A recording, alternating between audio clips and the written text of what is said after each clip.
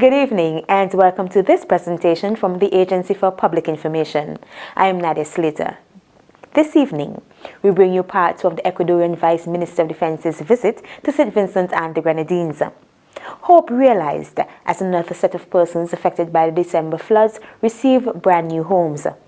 And Canash Beach gets a new look as old abandoned boats are removed from the beach. The details of these stories are up next, but first, let's join Kesha Woodley for Newswatch.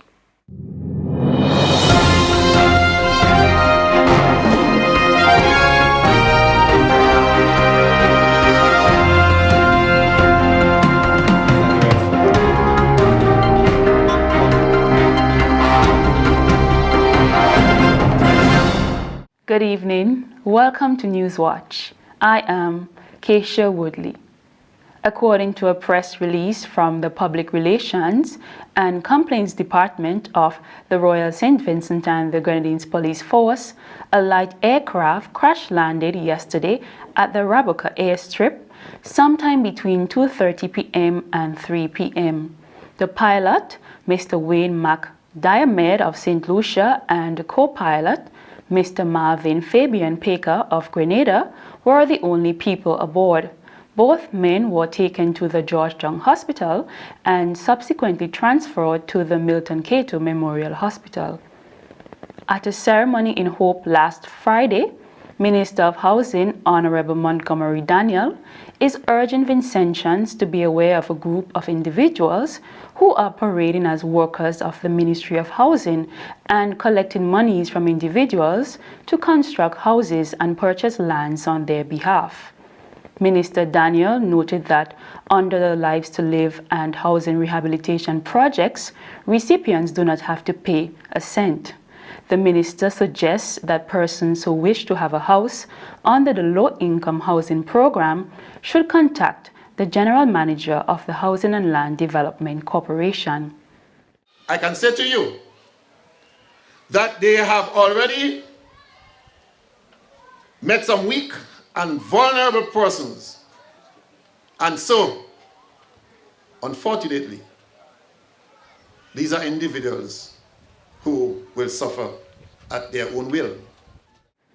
In education, the St. Vincent and the Grenadines site of the UWI Open Campus has won the Principal's Award for Best Department 2011 to 2014. This site is action and result-oriented and was effective in fulfilling the objectives in their action plan, which reflected the UWI Strategic Plan of 2012 to 2017. There have been steady increases in online and face-to-face students and in the number of cultural and outreach activities offered to the community. The staff of the UWI St. Vincent Open Campus reiterates the philosophy of lifelong learning and second chances. Regionally, the Association of Caribbean States, an organization responsible for consultation, cooperation, and concerted action in trade, transport, sustainable tourism, and natural disasters in the Greater Caribbean and other committed organizations, came together to present proposals to the Caribbean for a new approach to developmental challenges. The objective was to amplify the voices of dynamic young leaders willing to challenge the status quo and champion new solutions. The Forum on the Future of the Caribbean, which had close to 400 participants for the 3 days, took place on May 5th at the University of the West Indies. Also, a personal invitation letter from the President of the French Republic, Mr. François Hollande, was sent to Prime Minister Dr. the Honorable Ralph Gonsalves to participate in the Regional Summit on Climate Change in Martinique last Saturday, and the inauguration of the Memorial on Slavery in Guadeloupe on Sunday, May 10th. Environmental educator and focal point for climate change in the Ministry of Health, Ms. Nyasha Hamilton, attended the meeting with Prime Minister Gonsalves in Martinique, and Senator the Honorable Jomo Thomas joined Prime Minister in Guadeloupe for the inauguration of the Memorial on Slavery last Sunday. Finally, on Newswatch, internationally, World Asthma Day is recognized annually on May 5th. It is organized by the Global Initiative for Asthma, GINA, to improve asthma awareness and care around the world. The theme continues to be, "You can control your asthma." In light of this, the St. Martin's Secondary School Asthma Club held activities to mark the day. The boys took the initiative to educate children at the Happy Day preschool. In case other children out there that don't know to control the asthma still, but some of them just have a drink in their inhaler and they don't know what it really is for, or they know when they have a tap to take it to go down, but you still need to know more than that, what is it for, how to use it properly. Thank you for viewing Newswatch. Good evening. I am Keisha Woodley.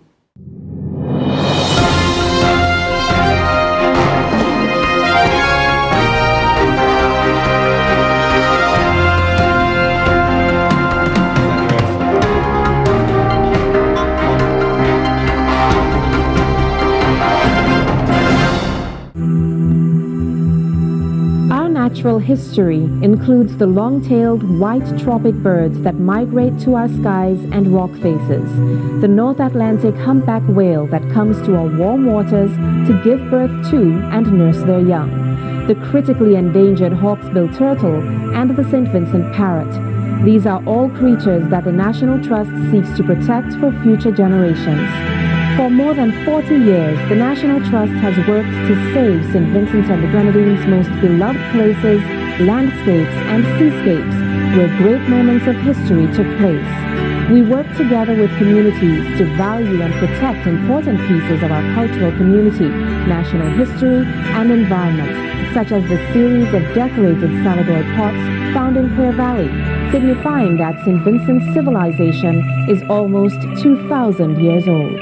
We do this all because the next generation needs to know our stories, as they will only inherit the places and species we choose to save today. We urge you to plant a tree under whose shade you never plan to sit. Join the National Trust today. Thanks for staying with us. The government of Ecuador pledged its support in helping to rebuild a number of bridges destroyed by the December 2013 floods. They kept that promise and works are progressing steadily on these bridges. Last week, the Ecuadorian Vice Minister of Defense visited these projects. We have more in the following report. The Ecuadorian Vice Minister of Defense continued his tour last Thursday. The day before, he had visited the Hope Bridge at Peniston. This time, he headed further leeward to Chateaubriand in Sharps, Cacata, and Fitzhughes, where bridges are being built.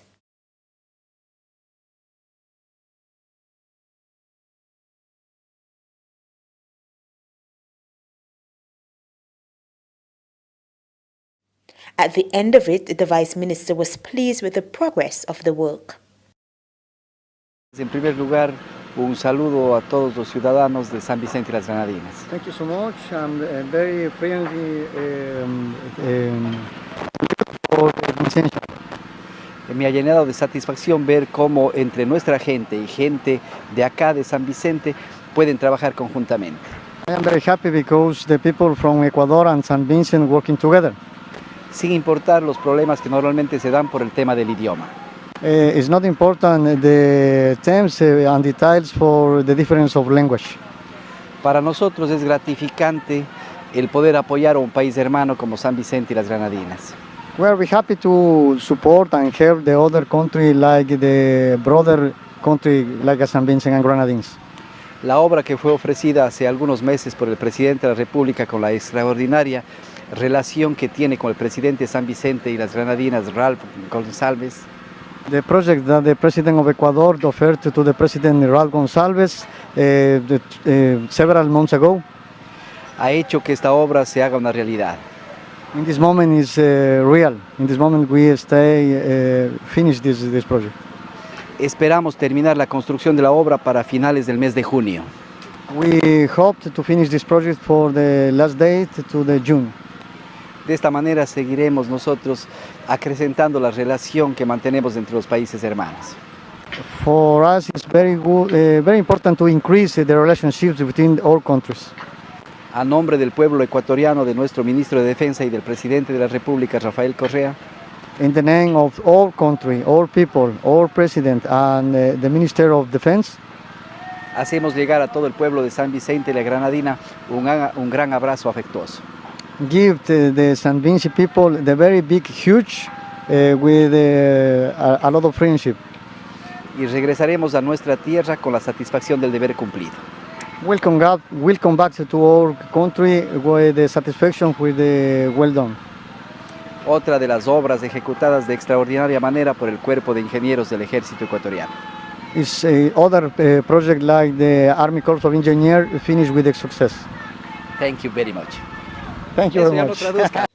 He then made a call upon Prime Minister Dr. Ralph Gonsalves.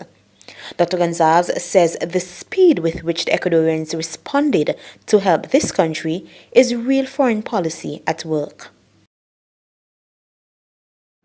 We have with us a very distinguished visitor from the Republic of Ecuador, the Vice Minister of Defense, Ivan Sempertegui. That's, he will be able to pronounce his name better than I can.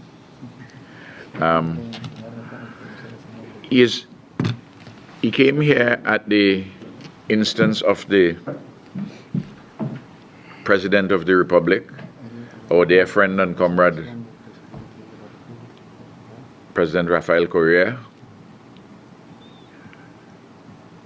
and he came to do a periodic review on behalf of the Ministry of Defense in Ecuador and of the Army Corps of Engineers to see what has been happening on the 4 bridges, which the Ecuadorian government has very generously contributed to the government and people of St. Vincent and the Grenadines.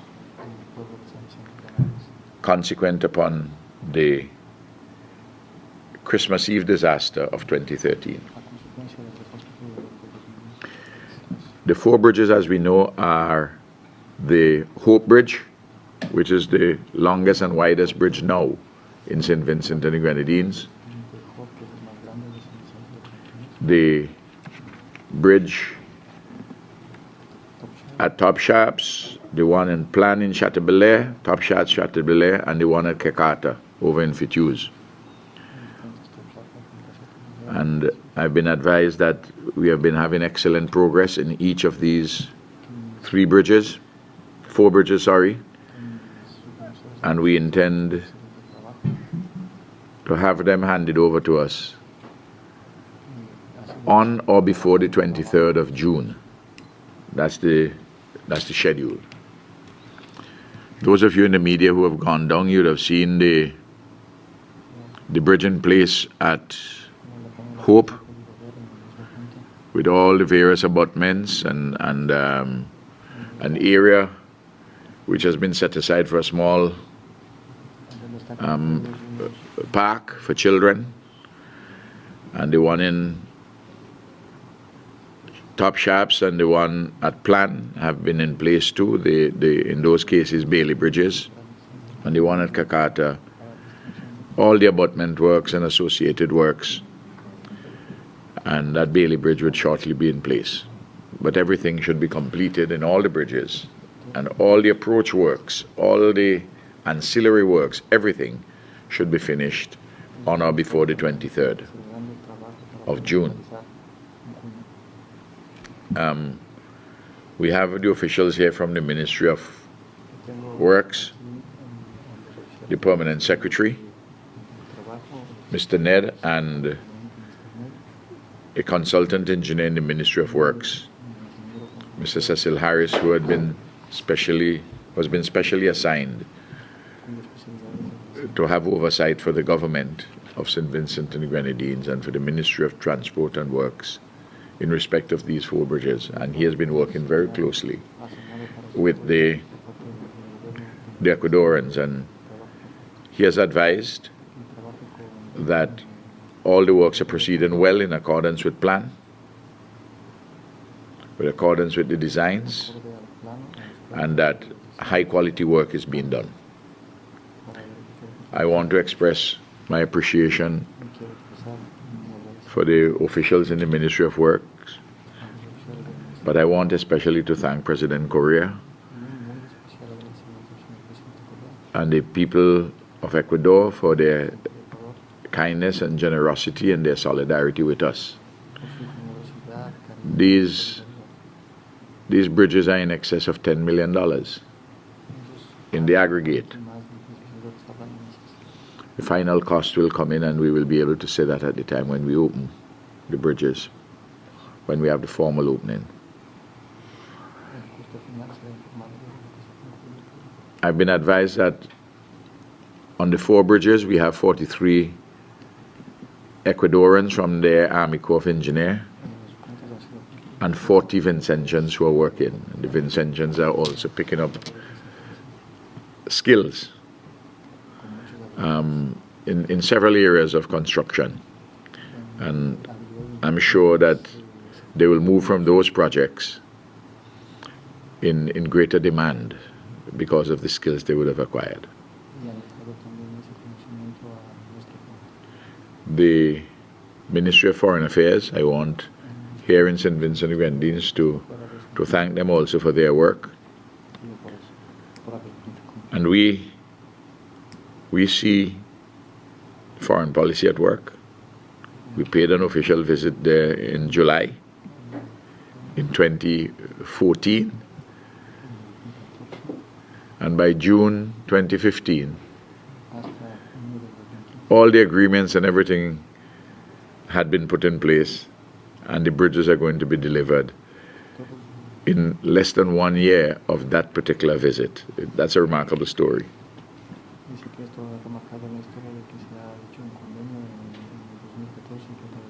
And I just want to remind Vincentians that when I went to Ecuador, you heard the negative comments. Why is he going to Ecuador? What can Ecuador do for us? You remember that?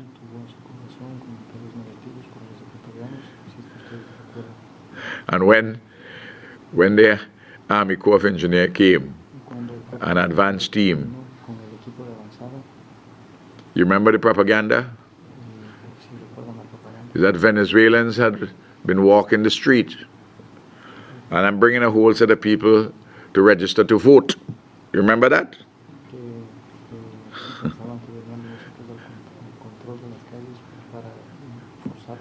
As though I can register people to vote, and as though the Ecuadorians would be eligible to vote. I mean, it's just absolute rubbish, and everybody knows that. All those engaged in that kind of opposition propaganda, just to see if they can dissuade the Venezuelan Army Corps of Engineers from working with the government and people of St. Vincent and Grenadines. For some of those who are bad-mouthing all of this, it'd be very interesting to see if they'll drive on those very bridges. I'm not telling them not to, but it'd be interesting to see if they'll drive on them. But of course, they have no conscience. They will do it without any trace of shame, and they will just simply swallow their hypocrisy and bad-mindedness as though nothing had happened. I regret that I have to speak those sharp words in relation to those who have always negative feelings when people of Latin America and the Caribbean get together.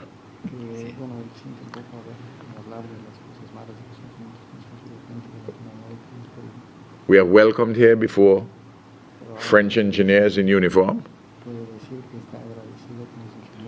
We have welcomed here before engineers from Britain in uniform. And we have welcomed our American friends here in uniform. And I would wish that while you are here building 4 bridges, that I would have had British engineers from the Army, an American Army Corps of Engineers, and other countries to help us build more bridges. It would have been a wonderful thing. But they help in other ways, and we're grateful to them. And we're especially thankful for your help and assistance from Ecuador. I want to say that your team which is here, they interact very well with the people of Hope and the Vermont Valley, and of Sharps, Top Sharps, and Plan and over in Fitius. In fact, I'll tell you this, there's a lady on the opposite side at Hope. She has a lovely mango tree in her yard. Yes, Miss Henry, she has a lovely mango tree in her yard. And I said, your mango tree is bearing abundantly. She said, the only people who can get my mangoes are my friends from Ecuador. I give them mangoes because they come here to help us. So while others are talking on radio and and talking, some of them in Parliament, a lot of foolishness, the ordinary people are showing great appreciation. And the little which they have, such as the mangoes, they give the Ecuadorian engineers freely. And I want to thank Ms. Henry for her generosity and her love, and the same way in which your solidarity and that of President Correa and the Ecuadorian people is one of love. We embrace you too in love, and that is demonstrated by the people throughout the country. A lo largo de la historia del mundo de la construcción, los puentes sirven para unir vías. From the start of human history, the bridges serve for the joining of our people and nation. Para unir caminos. To join caminos, that is roadways. Y en este caso nos ha servido para estrechar aún más nuestros lazos de amistad. And in this case, to join our hands of friendship. Entre el pueblo de dos países hermanos como Ecuador y San Vicente y las Grenadines. Between the people of Ecuador and the people of St. Vincent and the Grenadines. Es grato para nosotros, señor primer viceministro. It is a privilege for us. Como cuerpo de ingenieros del ejército, una arma del ejército ecuatoriano. As the body of engineers from Ecuador.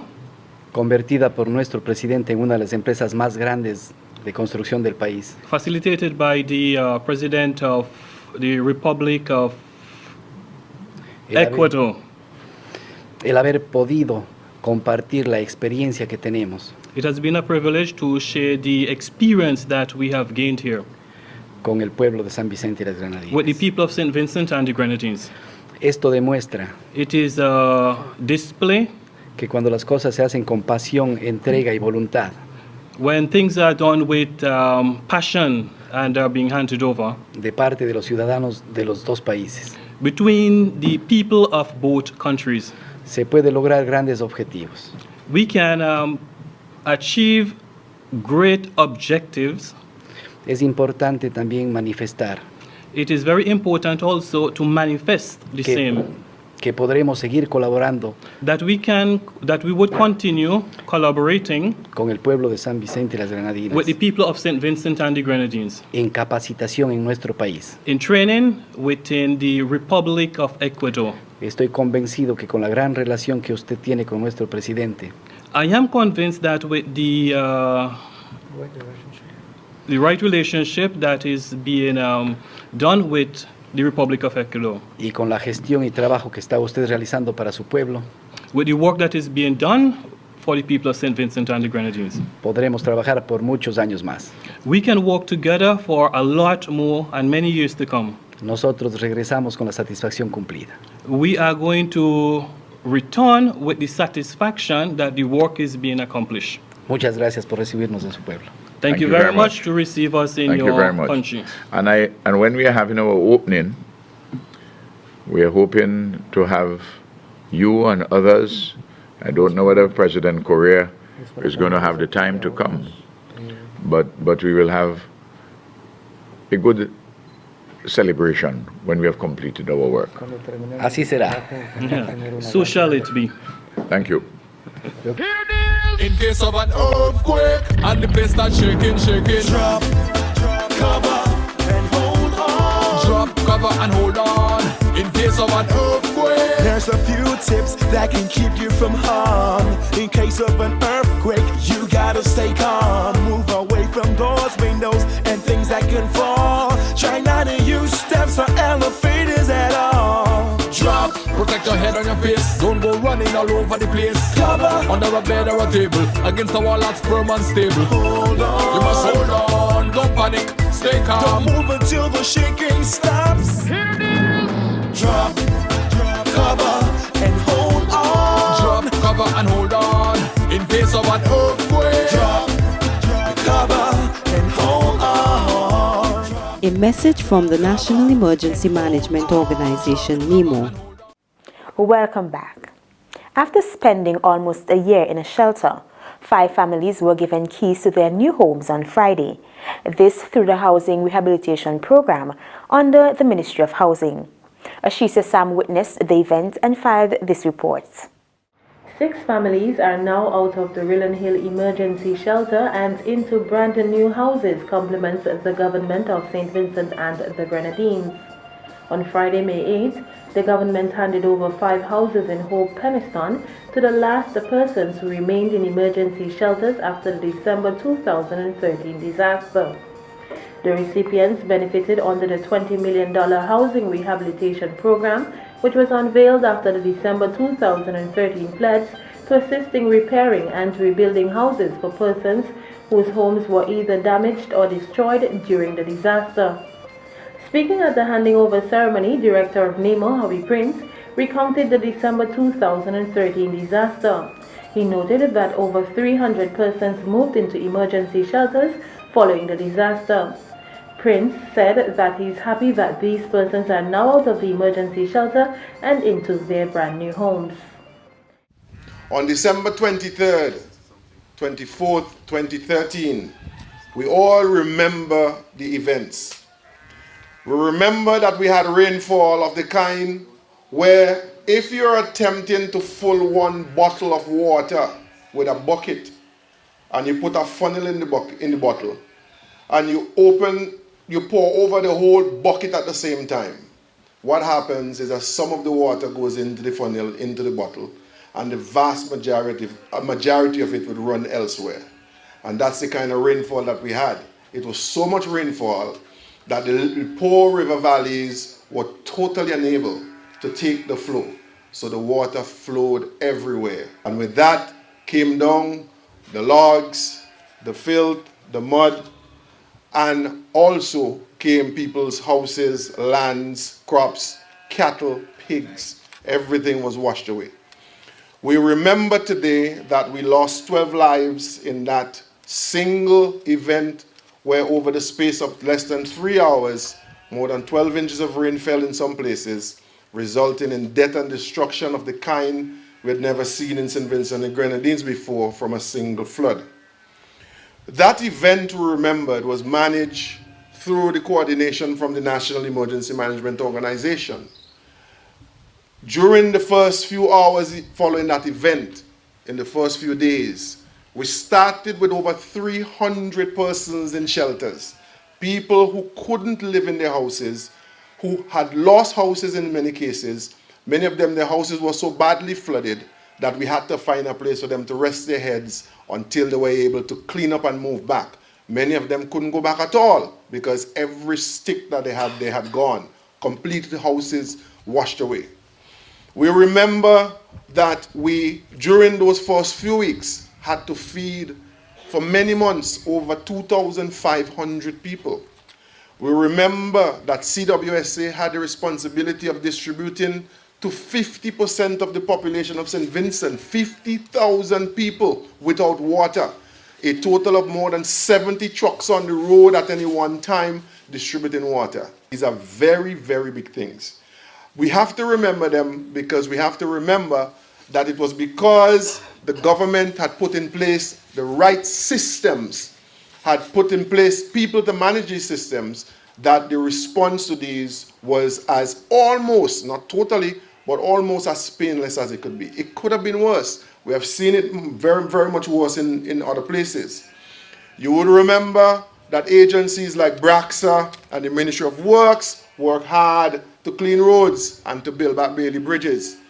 We recall Senator Francis and BRAXA going down to North Leeward and in a few days rebuilding Bailey bridges, putting back bridges so that people could get to their houses. These are things that have happened that we ought not to forget.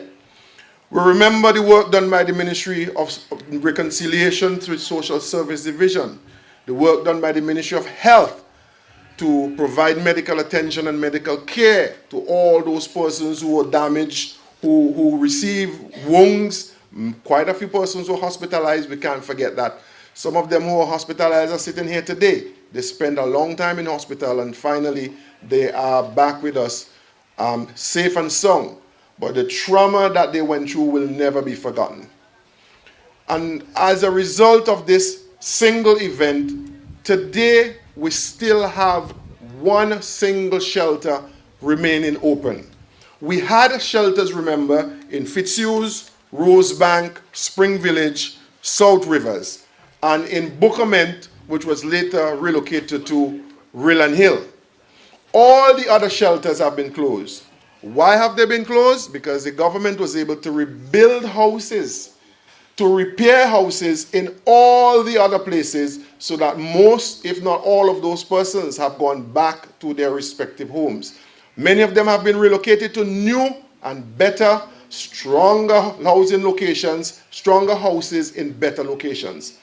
Today, we move towards closing a final chapter. Today we have 6 persons still living at a shelter in Rillan Hill. And in one event today, we will be handing over 5 houses. Now that maths don't sound right. If you have 6 people and you're handing over 5 houses, then that means somebody ain't getting one. The maths, it speaks for itself. Well, the mathematics works out because we are happy to note that 2 of the persons who are in the shelter are a father and son combination. So what the government has decided to do is to ask the father and son to stay in the one house for now.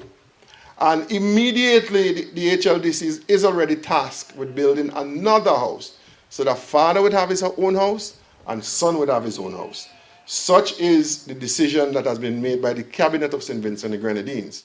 Parliamentary representative of Central Leeward, Honorable Maxwell Charles, noted that the distribution of houses at home demonstrates the government's love for the people of this country. This activity that we are participating here this afternoon goes far beyond partisan politics. As I said before, it is an act of love, it's labor of love. It is taking care of the people of St. Vincent and the Grenadines. December the 24th, 2013 would never be erased from our minds. Lives were lost. People fled to the secondary school. And a while ago, we recognized the contribution of police officer Stephen Derby, who took charge immediately. As the hours were on, we had over 70 persons in the camp at Bookament Bay. BRAXA came in, other help came in, and others were able to return to their homes. But the homeless had to be transferred to Rillan Hill, over 20 in number. Ladies and gentlemen, such were the scenes and conditions during the first few days after the December 24th, 2013. Many were wounded, hospitalized. As the reality struck, I started to look for lands in the Buckingham Bay area to house our people. Lands were found, but the planning division and our engineers ruled against it, and I was satisfied. And this is why we had to come in this area to find lands to house our people. Minister of Housing, Honorable Montgomery Daniel, spoke of the extensive damage in Hope following the December 2013 disaster. I want to remind you that resulting from the December 13 floods, severe damage was done to this river basin.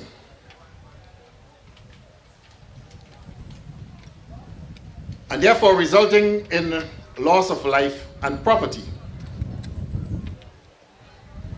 One will recall that there were a number of bridges that would have been collapsed. One would have also saw many homes destroyed. One would have also seen tremendous erosion in this river basin. As a matter of fact, even the ground we are standing here on, almost 100% of the topsoil was removed on the night on that flood. Therefore, one would always say that on that night, nature was destructive, nature was merciless, resulting in millions of dollars of damage to this country, St. Vincent and the Grenadines. But of the tremendous damage that was done on that night, many were seen to have established weeping and gnashing of teeth. But I can say to you that St. Vincent and the Grenadines at this time have a caring government, a government that cares for the poor, a government that cares for the needy. And immediately, through this government's foreign policy, this government was able to secure the resources, mobilize the resources, and therefore restore the dignity and pride of our people. When the initial assessment was done in terms of the damage to this constituency, the initial assessment showed that there were 8 houses that were to be rebuilt. And of the 8 houses that were to be rebuilt, it was only 3 houses that we were to have relocated at the time. So, the ministry, in pushing to have the work done, went and built 3 houses on the other side of Hope. That is just above the playing field. And so,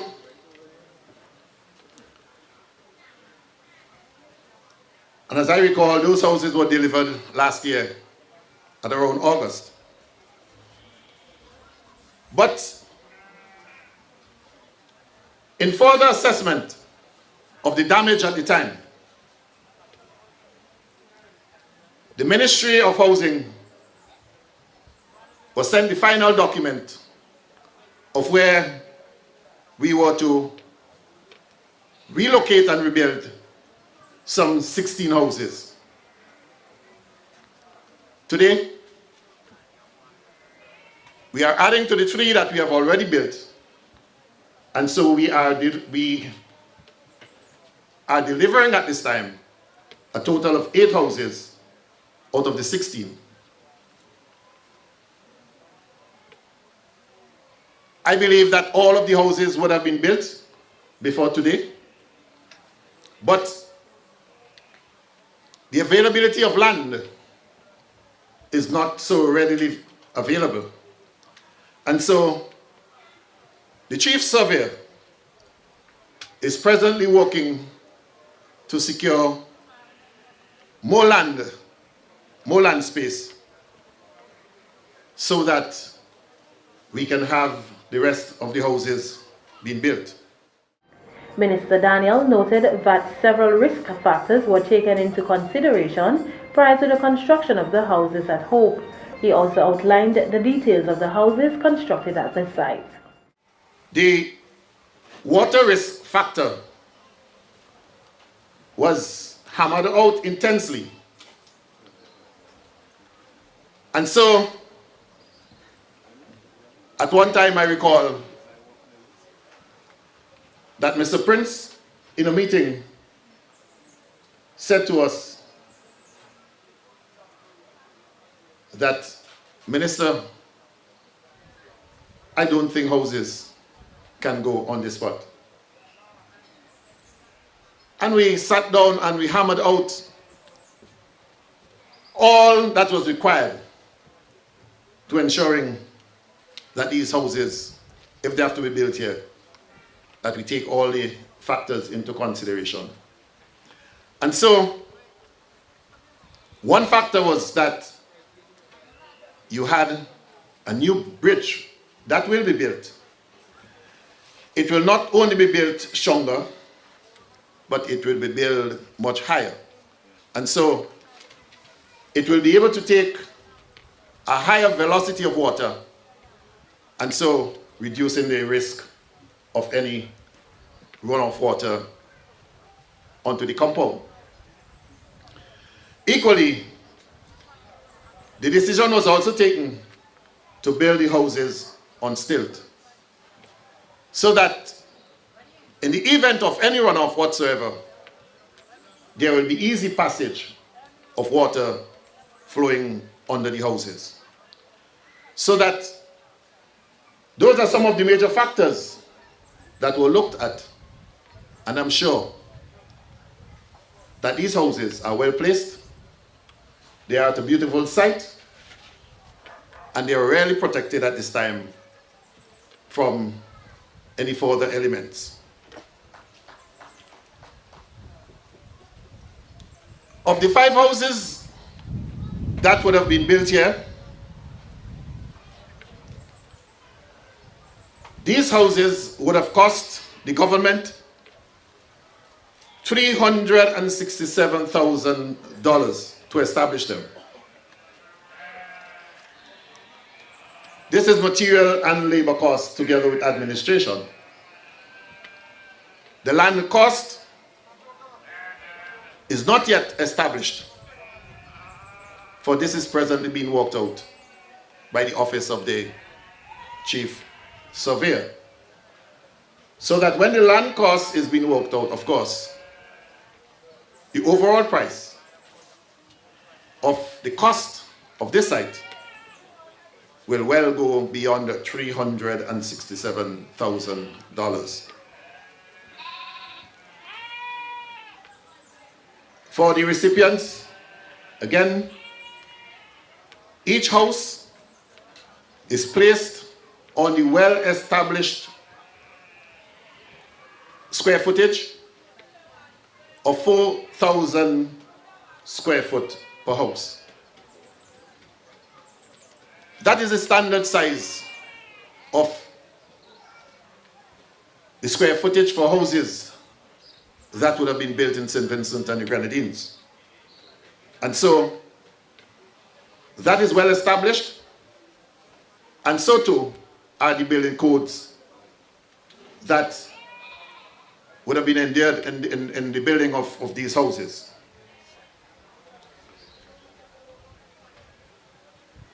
Let me say, ladies and gentlemen, that this government is indeed a government of a social democratic nature, and that one that cares for the needy and the poor.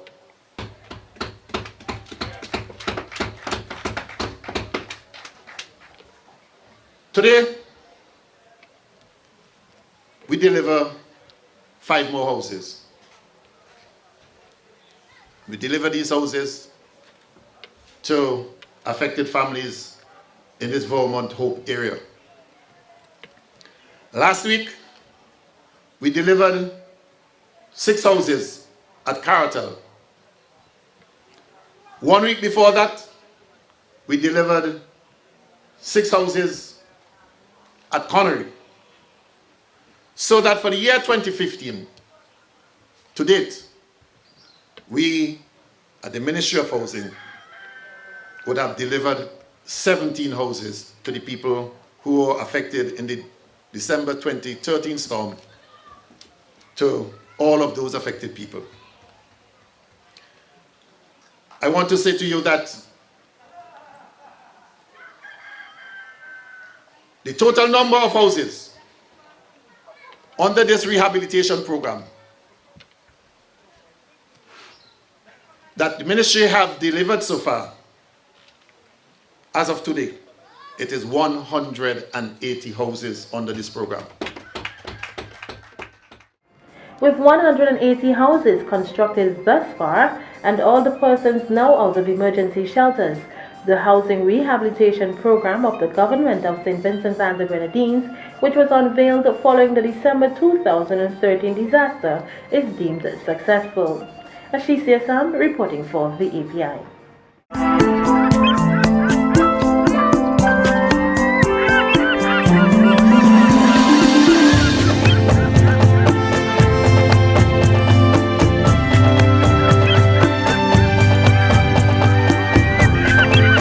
Two islands and keys are waiting to be discovered. Take a look at us now. St. Vincent and the Grenadines, the Caribbean you're looking for. If you're just joining us, you're viewing a presentation from the Agency for Public Information.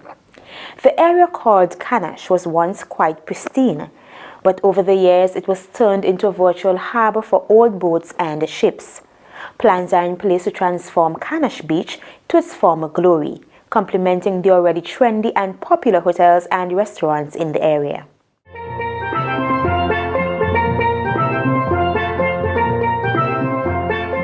The Canash Beach area is quickly becoming a tourist hotspot, with a number of hotels, restaurants, and beautiful beaches.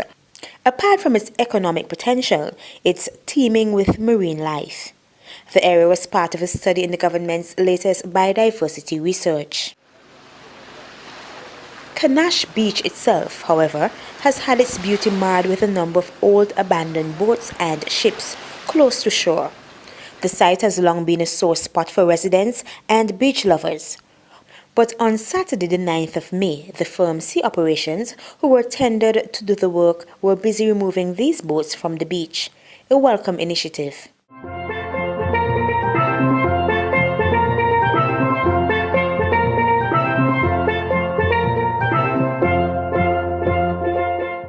In the past, a number of vessels have been brought ashore in St. Vincent and the Grenadines for various reasons, many of which were involved in escaping storms, and some of which were no longer operational and were left close to the shore and eventually became derelicts and wrecks.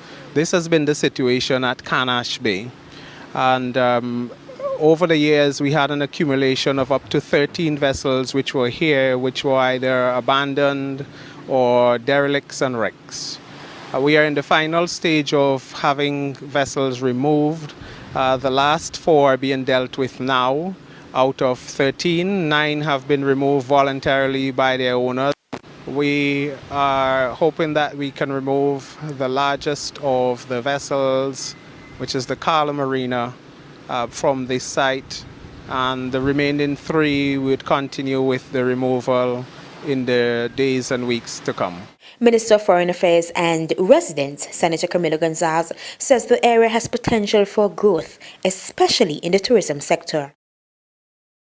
Canash Beach is a beach that is very dear to me for a number of reasons. When I was a little boy, this is the beach that my father used to take me to swim, and it was a little sad to see that over the years a number of boats have been brought into this bay, which is a fairly protected area, which may have been in distress, which may have been avoiding weather events, but then they were just left here and they began to dilapidate, and this bay became essentially somewhat of a junkyard for boats. So it's a problem for tourist reasons, it's a problem for environmental reasons, it's a problem for business reasons. This beach, when Canash Beach Apartments finishes its upgrades, it's going to have close to 60 rooms. We have about 30 rooms at the Blue Lagoon Hotel. We have another set of rooms over at White Sands. You have on this beach in the neighborhood of 100 rooms. And which makes it, by Vincentian standards, a fairly major tourist facility. And that's not counting the beds on all of the yachts that are moored in this area. This is going to be, in my opinion, a significant tourist site in years to come, and an engine for growth for the economy of St. Vincent and the Grenadines. Senator Gonsalves says though the process was long and tedious, he's happy the boats are finally being removed. We went through a number of iterations trying to get this done. As soon as I became a resident in this area, which was a few years ago, my family and I walk on this beach every day, and it was a matter of personal importance to me that we try to address the concerns of everybody in the community that was coming up to me saying these boats have to be moved, this is a problem. It was something that we've seen in the press. There are questions that have been asked in Parliament on it. It's a serious issue.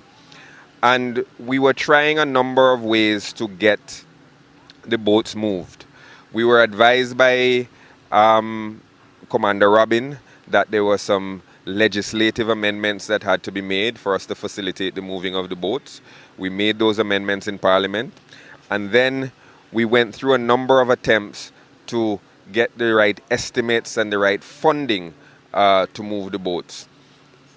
Initially, we thought we had funding from a European source, and we were working with this European source, but for one reason or another, that money was delayed, and I was of the view that we must push forward.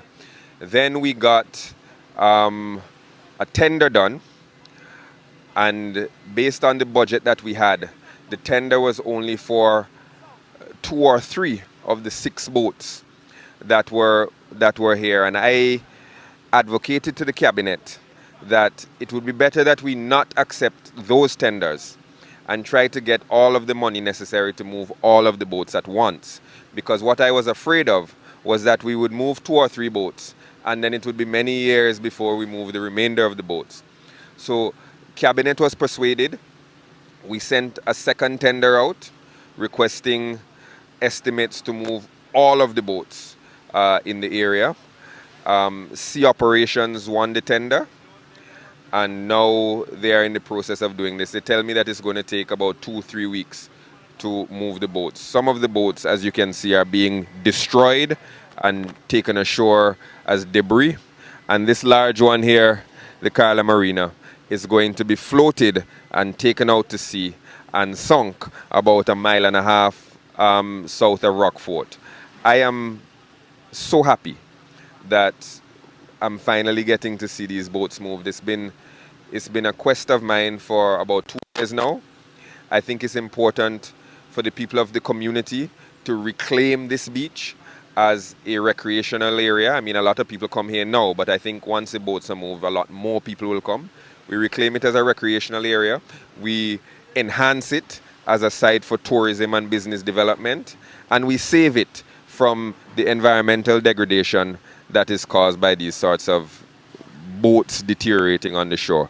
I've spoken to Commander Robin as well about working with the Ministry of Legal Affairs to put together some sort of a legislative framework to protect this beach some more, ensure that boats can't moor themselves practically on the shore, which makes it difficult for swimmers and bathers to enjoy the beach, and to ensure that this does not again become an area where people feel that if there's bad weather or if their boat is in distress, they can just drag it ashore and dump it here. This is one of, in my views, one of the best beaches on mainland St. Vincent.